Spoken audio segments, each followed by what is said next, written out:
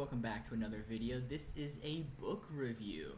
They seem to be doing well, and I like to read, and I like to talk about what I've read. So in this video, we are discussing The Hope Quotient by Ray Johnston.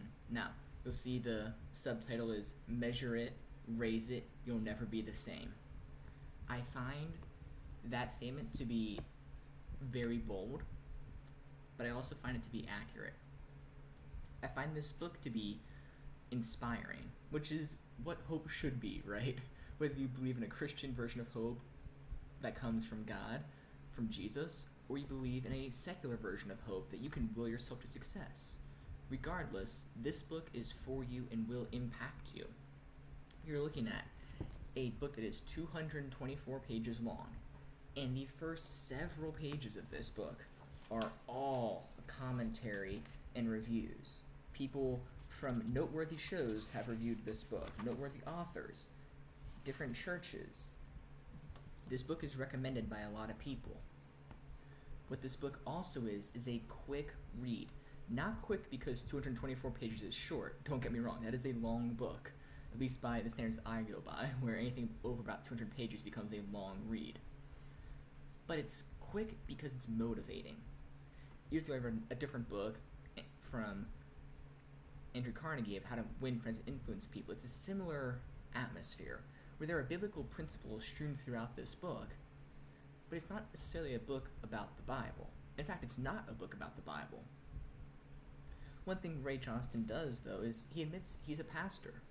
He admits that every week he influences thousands of people. And one thing he says in each of these chapters, he doesn't actually say it, he starts each chapter with a quote, one from the Bible and one from the secular world.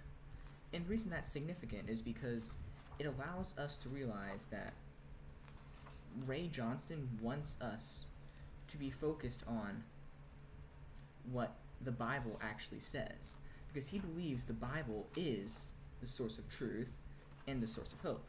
So I'll read the intro to chapter 6 real quick. It says, this is about raising your expectations as a way of increasing your hope quotient. He uses the verse Matthew 19:26, where Jesus speaks and says, with God all things are possible. And then he uses a Henry Ford quote, which I've heard a lot. And it says, whether you think you can or you think you can't, you're right. By doing that, he ties in the religious world of Jesus and the secular world that says, maybe I don't know about Jesus. But he's helpful, he motivates people, and he gets people listening and reading his book who might not always read about it. From a Christian perspective, this is a great way to get people to interact with you and interact with Jesus. See, they might not want to, people who don't believe in Jesus might not want to hear about Jesus, but they want to hear about success. And they want to hear about how they can do better. And if you give them principles from the Bible, they'll listen.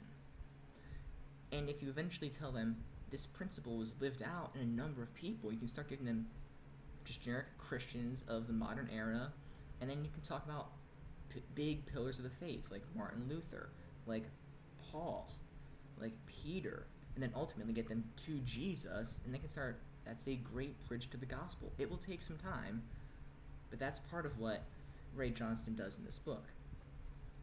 If I had to describe this book in one sentence, though, I would say it is a list of lists. Practically every chapter you're going to see is part of a list. If I go back to the table of contents, all the way in the beginning, as they always are, we see part 1 has 3 chapters.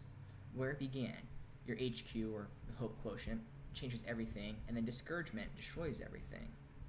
Then part 2 is, this is the next 7 chapters, it says the 7 factors that raise your hope quotient.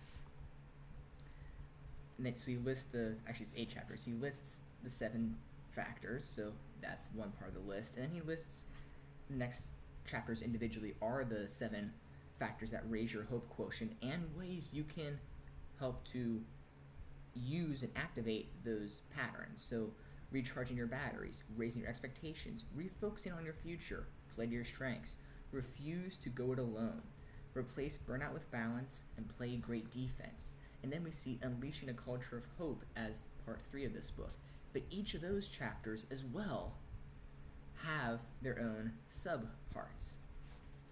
This is really good because if you read the entire book through, which you can do it, it's going to take you a few hours. For me, this was in that 10-hour ballpark of a read. What it allows you to do is to say, all right, I need to know how to recharge my battery better. Let's go back to chapter 5. Okay, I refuse to go it alone. Let's go to chapter 10. How can I get that community around me to help support me? That's what this book is really good for. It's a great reference book.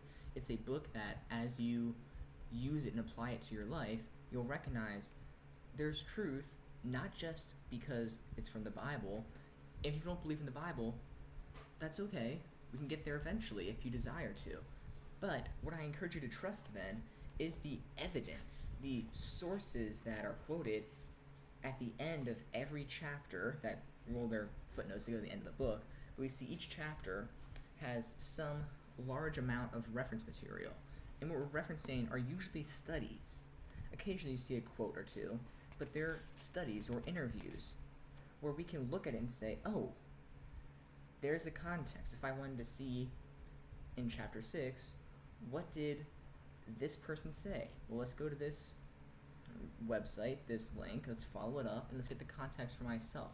I can do more investigation to figure out how Ray Johnston was able to raise his Hope Quotient, how he was able to develop the Hope Quotient, and why the Hope Quotient even matters.